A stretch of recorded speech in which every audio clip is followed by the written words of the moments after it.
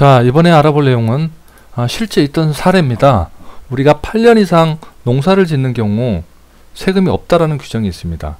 그런데 이 할아버지가 30년 이상 농사만 지어오신 분입니다. 지금도 경작을 하고 계시는데 농사 지어서 자식들 다 키웠는데 지금 급하게 돈이 필요해서 부동산을 거래를 했습니다. 30년 이상 지었는데 무슨 세금이 있겠냐 했는데 양도세 감면을 못 받고 1억이라는 세금 폭탄을 맞았습니다. 너무 억울한 거죠. 뭔가 이상하다. 내가 30년 이상 농사를 지었는데 옆집에는 8년 이상 지어서 감면 다 받았는데 무려 30년이나 지은 내가 세금 1억을 내다니.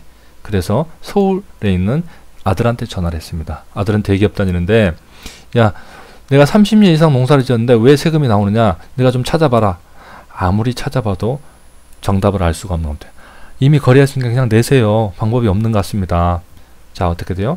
뭔가 세무서는 제대로 했다는 겁니다. 그러면 결론적으로 어떤 거냐, 30년 이상 농사를 지어도 세금이 나오는 그런 농지가 있다라는 거죠. 자, 그 내용들을 한번 우리가 알아보도록 하겠습니다. 자, 그러기 위해서 농지의 용도 지역을 확인할 필요가 있고요.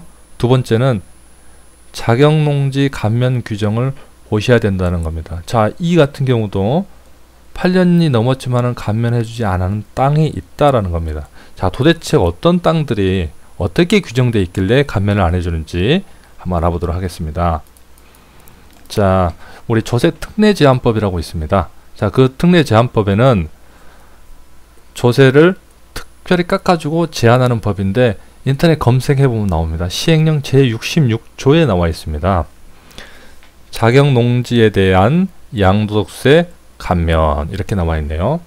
자, 이 규정은 감면해 주겠다는 건데 예외사항이 항상 있죠.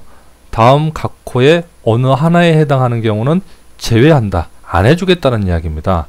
자, 그런데 안 해주겠다라는 게 어떻게 되어 있냐면 주거지역, 상업지역, 공업지역, 주거지역, 상업지역, 공업지역에 안에 있는 농지로서 이들 지역에 편입된 날로부터 3년이 지난 농지, 이 농지는 감면을 안 해주겠다는 이야기네요. 결론입니다. 근데 왜 안 해줄까? 뭔데 안 해줄까? 라는 것은 뭐냐면 원래 이 땅의 가치는 이 정도였습니다. 이 정도. 그런데 이 땅이 개발이 되면서 주거지, 상업지, 공업지로 쭉 바뀐 거예요. 그러니까 어떻게 해요? 원래 땅값, 농사만 지을 수 있는 땅값은 이 정도였는데 개발이 되면서 땅값이 이렇게 오른 겁니다. 그러면 어떻게 돼요? 이 땅은 실제 농사만 지을 수 있는 땅이 아니고 이미 개발되는 땅이다. 그래서 언제든지 주거지로 바꾸고 건물을 지을 수 있기 때문에 농민의 혜택은 주지 말자라는 겁니다. 농지의 혜택은 주지 말자. 그래서 어떻게 해요? 3년 내에 팔면은 감면해주고 3년이 넘어서면 한 푼도 감면해주지 않겠다는 겁니다. 그러면 이해가 되는 거죠.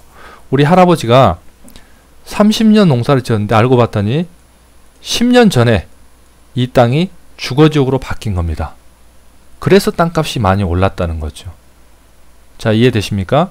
그래서 주거지로 되는지 상업지로 되는지 공업지로 되는지 한번 아셔야 된다는 건데, 자, 그러면 도대체 우리 땅이 도시계획이 어떻게 되어 있는지 한번 알아봐야 되지 않겠습니까? 자, 우리 땅과 관련해서 주거지, 상업지, 공업지에 대한 규정을 한번 알아보도록 하겠습니다.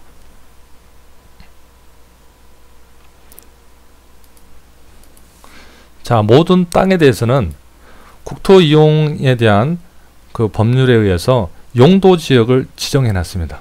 그래서 모든 땅에는 뭘 할 수 있는지 정해 놨죠. 큰 구역으로. 그래서 우리 농지에 대해서 좀 알아볼 텐데, 우리 용도 지역이라고 되어 있는데 크게 도시지역, 관리지역, 농림지역, 자연환경 보전지역, 이렇게 네 가지로 크게 나눠 놓고요. 상식적으로 아셔도 좋을 것 같아요. 도관농자라고 외워두시면 좋을 것 같고요. 도시지역은 주거지역, 상업지역, 공업지역, 녹지지역으로 되어 있습니다. 도시지역 안에는 주거지역과 상업지역과 공업, 녹지지역이 있구나. 자, 이해가 되시죠? 도시지역에 집도 지어야 되고, 상업용 건물도 있어야 되고, 또 도시 외곽에는 공장도 있고, 또 그 중간중간에 공원, 녹지가 있는 거죠.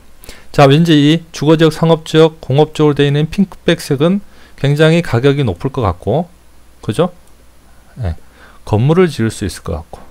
자, 이런 용도란 말이에요. 그래서 이 용도로 편입된 경우는 3년 내에 팔면은 감면해주고 3년이 넘어서면 감면하지 않는다. 자, 이해가 되시죠?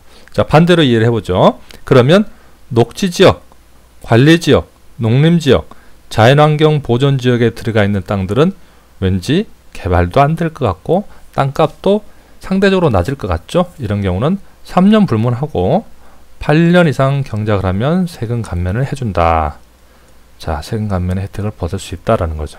자, 그래서 내 땅이 어디에 있는지, 용도가 뭔지 그걸 정확히 알아야 나중에 양도세에 폭탄을 맞는 것들을 피해갈 수도 있고 전략하는 방법에 나오겠죠. 자, 그래서 이 부분들을 꼭 한번 유념 있게 우리가 확인해 볼 필요가 있다라는 것입니다.